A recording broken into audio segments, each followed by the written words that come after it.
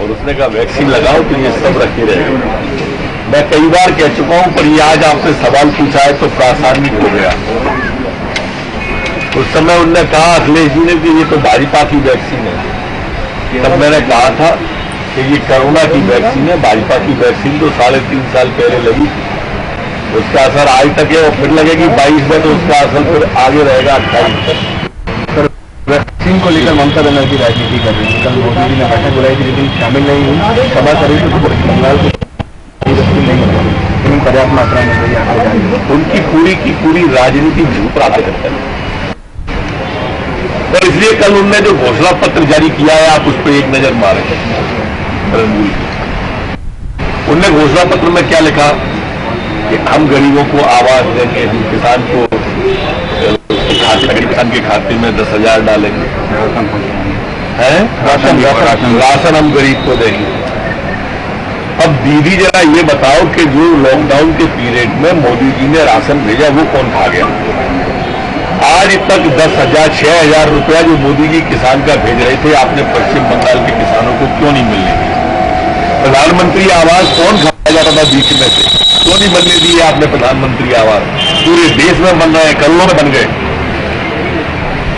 आपका घोषणा पत्र, ये बात तो तय हो गई कि आपने 10 साल में कुछ नहीं किया, तो इसलिए आने वाले कल का आप कह रही हो आपने कुछ किया होता तो ये सब 10 साल के अंदर आपको नहीं कहना पड़ता, न लिखना पड़ता।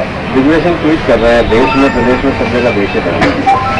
शुरुआत तो दिग्विजय सिंह ने की थी बेचने की, MPSRTC के सामने कार्यालय के जो भवन है, दिग्विजय सिंह नहीं बेचा। अशोका होटल, प्लास, क्या नाम है वो पर्यटन का जो होटल था दूसरा, ये जो होटल थे उस समय वो तो सरकार बदल गई नहीं, ये भी बिच गए होटल, जैसे आपका युद्ध देख लिया। दिग्विजय सिंह जी सोचते होंगे शायद कि अब लोग भूल गए, 16 साल हो गए, 17 साल हो गए। दिग्विजय सिंह जी आपने आपको ये जनता ताउम्र नहीं भूलेगी। आज भी आप जिस तरह के स्वागत करते हो तो ठीक नहीं। सर बैतूल में प्राइमरी स्कूल का टीचर है, लोकायुक्त की टीम ने छापा मारा है, 5 करोड़ रुपए तक की कानूनी कार्रवाई है, कानून अपना काम करेगा। अगर किसी ने अवैध की है, अटूट की है, दोनों स्थिति में कार्रवाई है। कांग्रेस ये कह रही कि प्राइमरी स्कूल का टीचर ऐसे कह रही है कांग्रेस, जैसे उसके टाइम में वो कलेक्टर था, हमारे में टीचर हो गया, तब भी वो टीचर ही था, आज भी वो टीचर ही है। सर कल प्रधानमंत्री जी ने वीडियो कॉन्फ्रेंस तमाम मुख्यमंत्री को चर्चा करी, 5 मंत्र दिए हैं उन्होंने देश में कोविड को रोकने के लिए। निश्चित रूप से कोविड का बैक आ रहा है, रिवर्स कोविड आ रहा है, ये चिंता की बात है। माननीय प्रधानमंत्री जी जिस तरह से वैक्सीन के लिए प्रेरित करके, लोगों का हौसला अफजाई करके पिछले 1 साल के कार्यकाल में मॉरली बूस्ट करके उन्होंने इस देश को बचाया। वो फिर चिंतित है इस बात के लिए और उन्होंने इसलिए मंत्र दिए। लेकिन हम सबकी भी ये चिंता होनी चाहिए कि जो एक वैक्सीन आने के बाद से लोगों के विश्वास में लापरवाह कर दिया था, वो लापरवाही स्वास्थ्य के प्रति तो कम से कम ना रखें। मध्य प्रदेश सरकार हो या दिल्ली सरकार, हमारी अपनी जनता के प्रति सरकार की जवाबदेही है कि हम उनके स्वास्थ्य की चिंता करें। इसलिए विनम्र प्रार्थना हाथ जोड़ के कि अपने अपने स्वास्थ्य का 2 गज दूरी, मास्क जरूरी, सैनिटाइज, हाथ धोना, ये सब हमको अभी जब तक कोविड है उसी पे चलना है। वैसे अच्छा है, साफ सफाई तो हमेशा चलना चाहिए। कांग्रेस के राज्यसभा सांसद ने पत्र लिखा है NCCP चीफ शरद पवार को, तेजस्वी यादव को कि ममता दीदी के पक्ष में प्रचार न करें। प्रदीप भट्टाचार्य,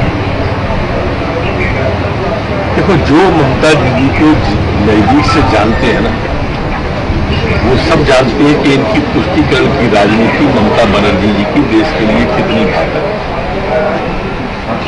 और इसलिए जो भी प्रचार करेगा ना ममता दीदी, वो अनजाने में ही कर सकता है, जानकर तो कोई भी उनका साथ नहीं देगा आज की तारीख।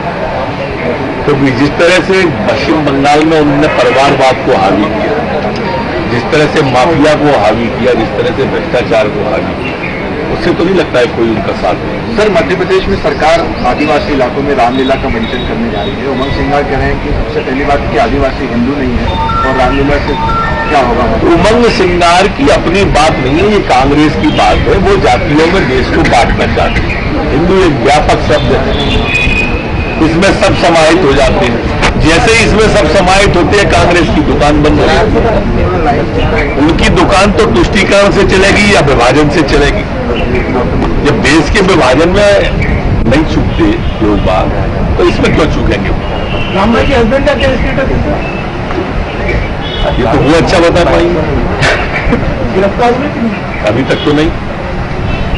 सर, सरकार एक बार फिर कर्ज लेने जा रही है। देखिए, दो तरह की बात है। भारतीय जनता पार्टी विकास के लिए कर्ज लेती है, कांग्रेस कर्ज लेती है तो IFI अवार्ड के लिए लेती है। ये दो बातें अलग अलग हैं। कोरोना काल, संक्रमण का काल, और ऐसे समय में वित्तीय स्थिति के कारण विकास प्रभावित न हो, ये हमारी प्राथमिकता है। हम कोई IFI अवार्ड की तरफ नहीं जा रहे। कांग्रेस सरकार के खिलाफ कोई अभियान चलाने की तैयारी में है। निकाय चुनाव के पहले जो वादे आपने किए थे जिन्हें पूरा नहीं किया, वो जनता को घर घर जाके बताएंगे। हमने वादे किए, वादे तो उनने पूरे नहीं किए। हम तो जो कहते हैं वो कर ही देते हैं। हमारे घोषणा पत्र में था कि हम 370 हटाएंगे, हटा दिया। हमारे घोषणा पत्र में था 35 से हटाएंगे, हटा दिया। हमारे घोषणा पत्र में था CAA लाएंगे, ला दिया। हमारे घोषणा पत्र में था ट्रिपल तलाक हटाएंगे, हटा दिया। हमारे घोषणा पत्र में था राम जन्मभूमि का मंदिर, सौगंध राम की खाते हैं मंदिर वहीं बनाएंगे, बन रहा है, आप देख लो। इनके घोषणा पत्र में था कि 2 लाख तक का कर्जा 10 दिन में माफ करेंगे, नहीं कर पाए तो मुख्यमंत्री बदल देंगे। इन्हें नहीं बदला, न 2 लाख का एक का भी माफ किया। मैं तो मीडिया से आह्वान करता हूं कि 1 हाथ 2 लाख का आप ही ढूंढ लाओ। इसी तरह से इनके घोषणा पत्र में था कि नौजवानों को 4000 रुपये महीना देंगे, फिर ढोल चलाएंगे, बैंड बजाएंगे, इनने कर दिया। कमलनाथ जी ने एक भी सवाल नहीं पूछा सदन में, प्रश्नकाल ध्यान आकर्षण। दरअसल ये एक पीड़ादायक बात है। कमलनाथ जी ऐसे पहले नेता बन गए विपक्ष के। नेता प्रतिपक्ष सदन में सबसे ज्यादा समय मौजूद रहे, विपरीत सबसे कम समय मौजूद रहे। एक मान्य परंपरा है कि सबसे ज्यादा सपोर्ट विपक्ष के विधायकों को, सवालों को विपक्ष के नेता सहयोग करते हैं। ये विपरीत गए, एक भी नहीं किया, एक के भी प्रश्न पर नहीं किया। नेता प्रतिपक्ष ने एक सवाल नहीं पूछा, एक ध्यानाकर्षण नहीं लगाया, एक स्थगन नहीं लगाया। उसके विपरीत जो स्थगन आया, 54 लोग काल कवलित हुए, नहर में बस डूब गई। ऐसा कभी नहीं हुआ विशेष परिस्थितियों को छोड़कर कि स्थगन सदन की कार्रवाई रोककर चर्चा में हो और नेता प्रतिपक्ष न हो, पर ऐसा हुआ कमलनाथ जी नहीं।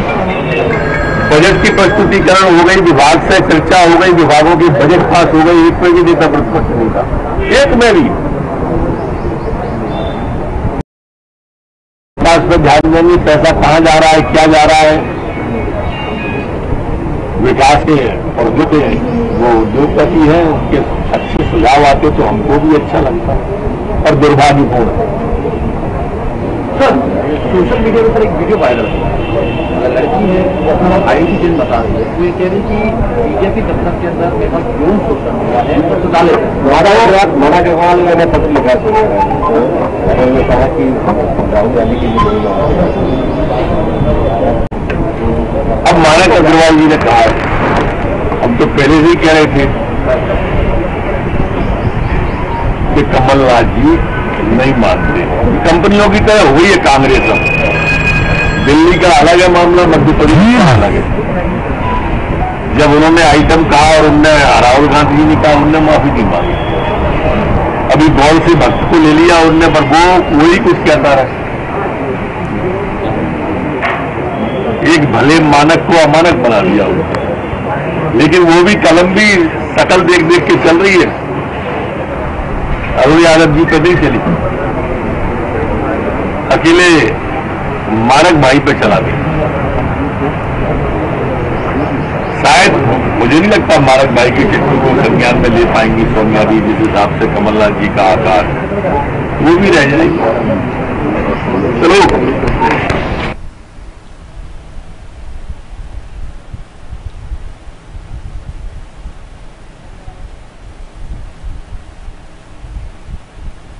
ये थे